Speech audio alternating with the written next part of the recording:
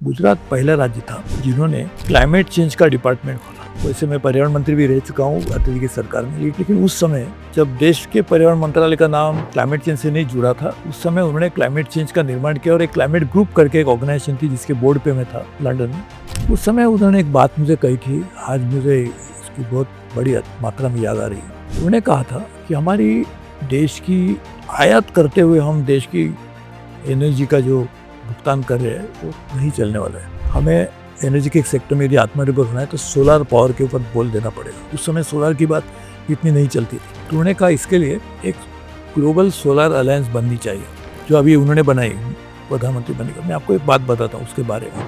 तो उन्होंने प्रधानमंत्री उस समय के उनको खत लिखा, काम नहीं हुआ। लेकिन देखिए प्रधानमंत्री बनने का लाभ क्या होता है। प्रधानमंत्री बनने के बाद उन्होंने उस बात के ऊपर अमल भी किया और आज अमेरिका जैसा भी सबसे बड़ा जो देश है वो भी आज सोलर अलायंस का सदस्य बना। और इस सोलर अलायंस का जो हेडक्वार्टर्स है, मुख्यालय है, वो हमारे देश में है। एक ग्लोबल ऑर्गेनाइजेशन का मुख्यालय देश में रहने की पहली बात भी मोदी जी के कारण हुई और उसका लाभ पूरे देश के पर्यावरण में होगा, क्लाइमेट चेंज के ऊपर होगा, एनर्जी सिक्योरिटी के लिए भी होगा। तो ये बहुत बड़ी मात्रा में उन्होंने काम किया।